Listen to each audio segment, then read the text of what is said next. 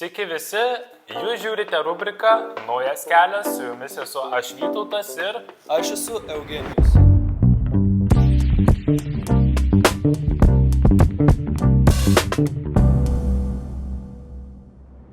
Mūsų laidoje Naujas kelias kalbėsime apie rubriką Laimės teorija.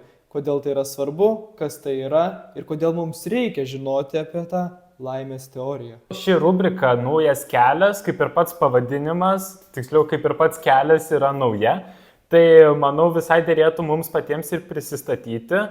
Eugenijau, gali pradėti? Laisvų laikų skaitau knygas, kasdien einu į sporto salę, darau drąsius sprendimus ir nieko nesigailiu gyvenime. Esu gimnazistas, domiuosi, puoselėju lietuvių tradicijom, taip pat domiuosi Klaipėdos miesto istoriją. Apskritai labai mėgstu istoriją, senus papročius ir panašiai. Labai puoselėju laiškų rašymą, tokį senovinį bendravimo būdą. Ir būtent laimės teorija susideda iš įvairių faktorių, elementų, kuriuos ir jums pristatysime per ateinančias laidas. O sakykime, man laisvalaikiu patinka skaityti knygas. Ar galima teigti, kad tai yra laimės teorija? Vytautai, kiekviena laimės teorija yra skirtinga. Man gali patikti skaityti knygas, kitam negali patikti skaityti knygas. Visi esame skirtingi žmonės ir asmenybės. Jeigu jau turite savo laimės receptą, kviečiame mus vis tiek pažiūrėti, įvertinti pačius mus, o jeigu šio recepto dar neturite, tai kviečiame, pagalvoti, galbūt jį iš tiesų atrasite. Ir būtent kitoje laidoje mes kalbėsime apie ryšį su žmonėmis, su bendruomenė, savanorystę, vidinę ramybę, balansas, žmogaus asmeninę kelionę, tobulėjimas, savivertė bei maži dalykai, kurie sudaro mūsų rutiną ir kasdienybę. Tai iki kito karto.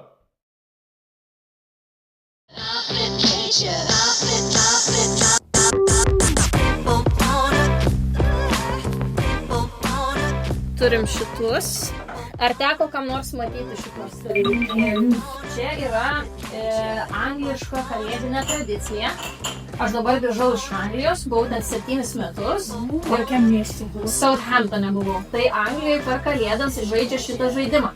Tai turit susėti labiau ratuku, nes turėsit va taip rankom susikryžiuoti. Parodysiu, kaip reikia tą saldainį laikyti, kad suprastumėm, kaip jums patogu sėdėti. Tai va, jūs laiko taip saldainį už vieno galą, o kitas saldainį taip, su va taip. Ir tos kraštukus, va rankom atkabina tos kraštus vienynom. Tai saldainius reikia krauti, dar nekraukit, aš tik paaiškinsiu, nes bus toksai pokšt, viduje bus iškristi saldainis. Tai pagal angliškas taisyklės yra, kad kai traukėt ir jeigu jūs nutraukėt ir rankoje lieka jums saldainis, va šita dalis, tai čia jau jūsų prizas, o jeigu lieka tik tai kraštelis to saldainio, nelaimėjo, taip išeina. Tai va žiūrėsim, kas gausis iš šitų pusių. Tai pabandom. Ir stipriai vienu metu visus kartu ir traukiam. 2, 3. Dabar spalvoti tie dalykai. Čia yra kepurėlė. Išsiviniojam kepurėlę, čia mūsų karūna. Reikia užsidėti ant galvos. Brale, kokios gražios merginos esame. Angliškai parašyta, bet čia man gražu. O dar čia kažkas yra? Jo, ir matyti yra kažkoks, gali būti žaidimukas, galvos, tokis žaisliukas, bet atrodo, kad čia mums sudėjo galvosūkį. Angliškas moka skaityti. Žinot, kas yra Santa Claus? Žinau. Senelis, kad aplanko kiekvieną kaminą, kiekvieną židinį, kaip jisai ten lenda. Kaip jisai atsimena, ką jisai aplankė ir ko neaplankė. Ir čia kažkaip, žinokit, gal ne mano supratimai parašyti, kad jisai malkas kažkaip renka. Renka malkas ar kažkas nori. Turit malkas. Nenoriu. Pirmas klausimas. Iš kur į Lietuvą atkeliavo tradicija puošti eglutę namuose kaip kalėdinį simbolį? Italija. Ne, Šotlandijos. ne, Jeruzalės. ne, bet labai įdomus atsakymai. Romos. Ne, Vokietijos. Vokietijos atėjo. Va, Čia dublerių. Aš nežinojau, vokietijos. taip, sekantis klausimas. Ką simbolizuoja eglutės viršūnėje kabinamas žvaigždės formos papuošalas? Tai žvaigždė pranešė Kristaus gimimą. O kaip jį vadinasi? Betlėjaus žvaigždė. Teisingai, va šitą jau tikrai, kad žinot, lengva čia jums. Trečias klausimas. Ką reiškia tradicija po eglutę padėti šiaudų ar šienų? Kadangi visur kilę Taip, nu Jėzu, čia per lengva jums. Ketvirtas klausimas. Ką simbolizuoja vis žali eglutė kalėdiniu laikotarpiu? Žiemą ir vasarą. Žaliuoja. Taip, kokiais papuošimais buvo papuošiamos pirmosios eglutės? Obuoliais, saldainiais ir Girliandom savo darytum. gėlėmis. Taip, judam prie kito klausimo. Koks simbolis dažniausiai naudojamas advento laikotarpiu, skaičiuojant savaitės iki kalėdų? Ar ėjo dabar daryti bažnyčioje? Darėm. Taip, kas čia yra? Mūsų didesnis. Bet čia jau 3 turėtų būti sudegę. Koks maistas tradiciškai ribojamas advento laikotarpiu? Tikra. Teisingai. Kodėl kūčių naktį vaišės paliekamos ant stalo?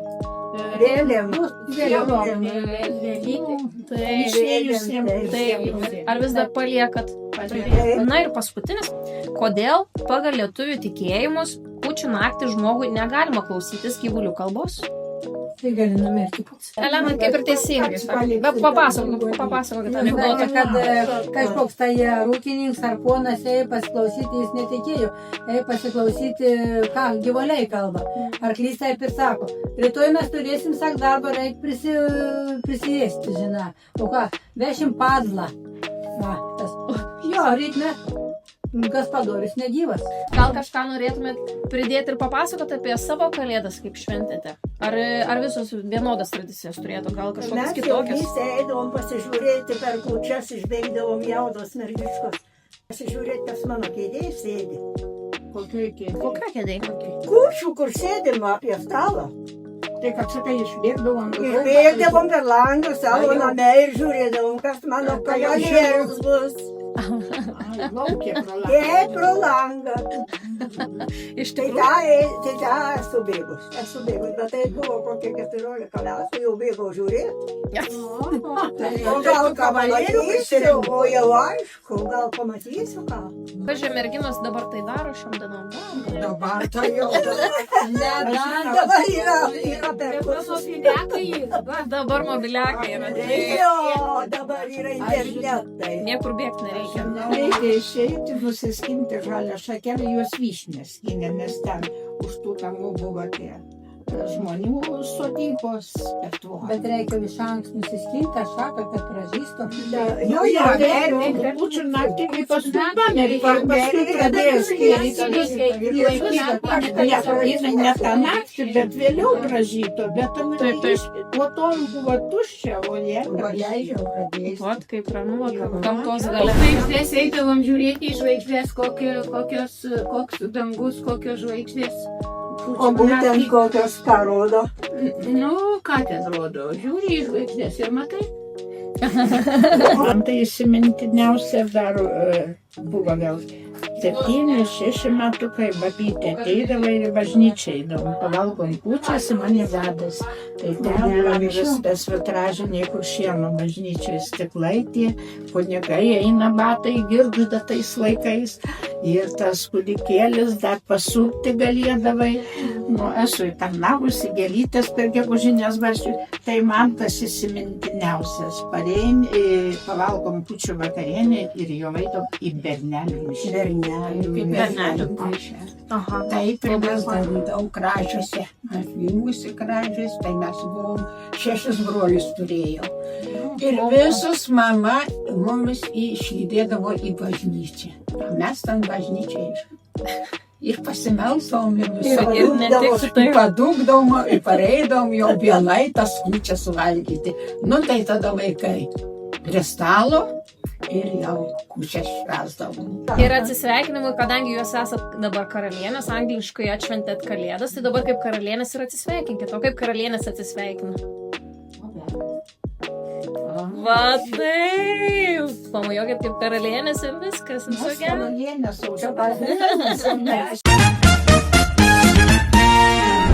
Hello. So today I'm going to interview to my friend Jen. Could you introduce yourself, please? My name is Ali Can Yildirim. I'm 24, a university student from Turkey, and I'm doing my Erasmus here in Klaipėda University. May I ask you what is exactly your major?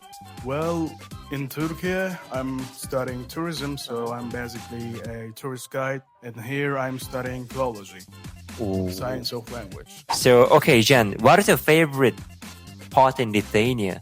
My favorite part in Lithuania, nature. Since I like the cold and winters, it can be my other favorite. May I ask how the nature is different in your place you're studying in Turkey? Well, Turkey is a hot country, as you know. What I love about Lithuania, it's cold, it's snowy. Like, I'm a winter person, so I just go to cafe and have some coffee and talk to my friends. That's what I love about Okay, so another question. How's the life in Klaipėda? I like the life in Klaipėda. It's very peaceful. People are saying there's nothing to do. Okay. But actually, there's a lot of things to do in Klaipėda. I think so too. If you can find the right persons, like right people, there's a lot of things to do in Klaipėda. Overall, I love Klaipėda. What is the most memorable moment or event in your life here? I mean, I can't give a specific event, but I can tell that I'm in love with going to cafe or, you know, this kind of place and have something with my friends. I don't know, some coffee. There's a saying in Turkey, like, drinking a coffee with a friend brings you 40 years of happiness and friendship. I have Turkish friend. I met him 4 years ago in here. And 2 years ago, actually, I met my Turkish friend in Tokyo with his family. So I think the Turkish saying, you know what, he says that when we drink coffee, it's going to last long friend. I think that's true. Absolutely. Okay. Would you like to recommend to visit Klaipėda for your people? I absolutely can. Klaipėda has a beautiful beach. I couldn't see it that much because I was here off-season. in winter. But people say, and I believe in them, the summer is amazing here. And you should come to Klaipėda in summers. Would you like to recommend to study in Klaipėda University itself? If you just want to focus on your education and you want to have beautiful friends, just come to Lithuania and study here because I think it's one of the best peaceful countries I have ever seen. Okay, see you next time. See ya.